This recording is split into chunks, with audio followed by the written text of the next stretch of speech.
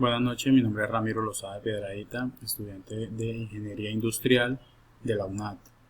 En esta oportunidad realizaré la explicación de la actividad de la materia física electrónica, la tarea 2, Introducción a dispositivos semiconductores. Me corresponde al estudiante número 4. Realizaré la explicación correspondiente a las resistencias. Aquí tenemos la imagen. Bueno, entonces tenemos que la resistencia es la oposición, dificultad al paso de la corriente eléctrica. Resistividad es una medida de la fuerza con la que un material se opone al flujo de la corriente eléctrica. Es la propiedad inversa de la conductividad, se mide en ohm. ¿Qué factores afectan la resistividad de un material? Bueno, factores que afectan serían la temperatura, talear, tensión mecánica, endurecimiento de la edad, trabajo en frío. Tipo de resistencia. Resistencias fijas son las que presentan un valor que no podemos modificar. La resistencia variable son las que presentan un valor que podemos variar modificando la posición de un contacto deslizante. También se llama potenciómetro. Listo, tenemos las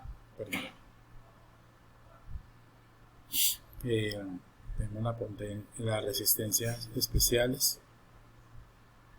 Bajamos un poquito acá. Listo, tenemos las resistencias especiales, son las que varían su valor dependiendo de la estimulación que reciban de un factor externo, luz, temperatura. Tenemos la resistencia en serie y paralelo.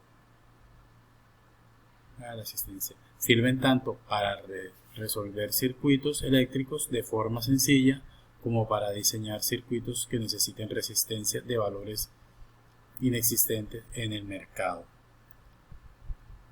Entonces bajamos. Bueno, entonces tenemos la respuesta, tenemos la pregunta y la respuesta, la pregunta que me corresponde. ¿Qué es la resistencia negativa? Principios y ejemplos. Entonces decimos que la resistencia negativa es un fenómeno en el cual la corriente eléctrica a través de un dispositivo o material disminuye a medida que aumenta la diferencia de potencial, voltaje aplicada a través de él. Esto es contrario al comportamiento normal de la mayoría de los dispositivos eléctricos, donde la corriente aumenta con aumento en el voltaje, lo que se conoce como resistencia positiva.